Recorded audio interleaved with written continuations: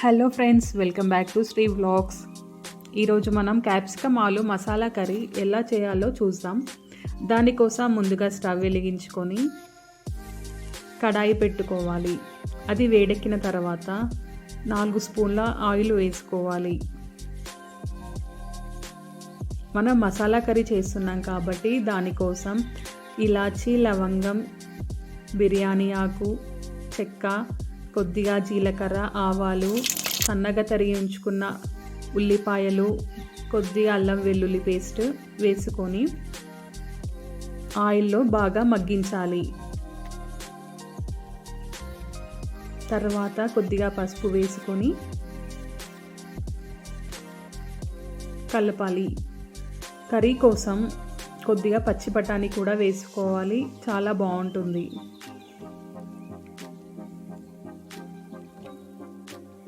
తర్వాత మనం ముందుగా కట్ చేసి ఉంచుకున్న ఆలు కూడా వేసుకోవాలి. ఆలుని కూడా బాగా వేయించాలి ఫ్రెండ్స్ ఆయిల్లో. ఒక 2 నిమిషాలు మూత పెట్టి ఉంచితే ఆలు బాగా మగ్గుతుంది. ఆలు మగ్గిన తర్వాత మనం ముందుగా కట్ చేసి ఉంచుకున్న క్యాప్సికమ్ కూడా వేసుకోవాలి.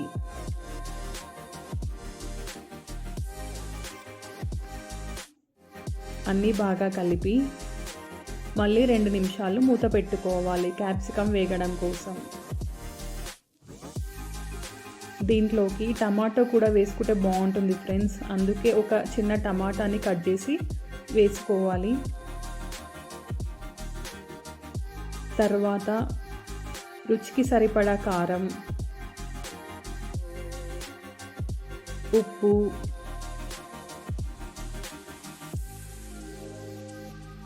గరం మసాలా కూడా వేసుకొని బాగా కలపాలి. ఇప్పుడు కర్రీ ఉడకడం కోసం కొద్దిగా వాటర్ కూడా వేసుకోవాలి. తర్వాత దాంట్లోకి కొద్దిగా పెరుగు కూడా వేసుకోవాలి. రుచి చాలా బాగుంటుంది పెరుగు వల్ల. అంతా బాగా కలిపి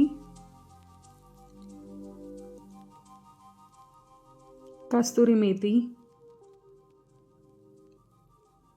కొత్తిమీర కూడా వేసుకొని మళ్ళీ 2 నిమిషాలు మూత పెట్టుకోవాలి.